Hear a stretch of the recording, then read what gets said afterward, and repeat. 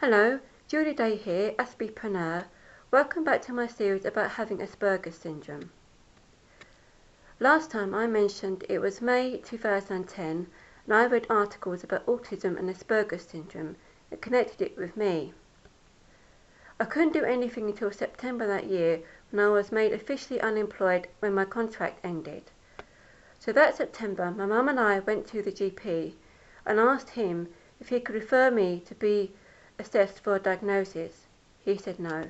But the following week I had to go back to the doctors for something else. I saw another GP and asked her if she could refer me, and she said yes. The ball was rolling.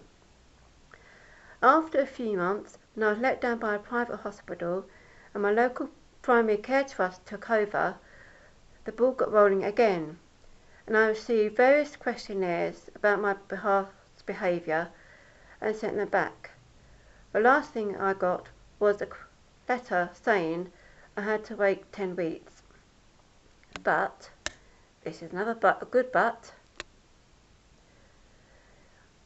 At the beginning of March 2011, I came back from a writing talk in London. My mum said that she'd had a phone call from the hospital who'd had a cancellation for the following week and she'd accepted it for me. Hurrah! So on the 9th of March 2011, my mum and I went to Maudsley Hospital, where we all went into a small room. My mum, myself, the clinical psychologist and her assistant.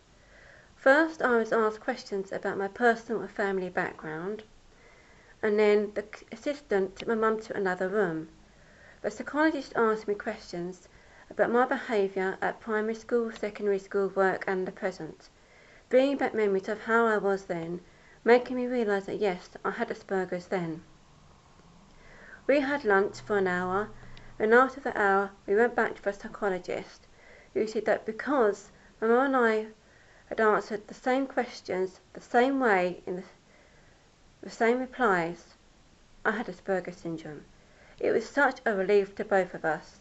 From my mum, who said to me before that she'd suspected since I was a child there was something wrong with me, but wasn't quite sure what, she now knew.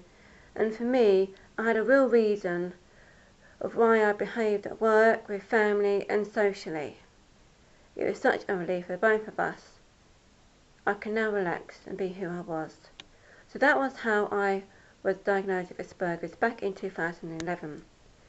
If you wish to know more about my life with Asperger's or work with me as an Asperger, please connect with me and either of the blog links below.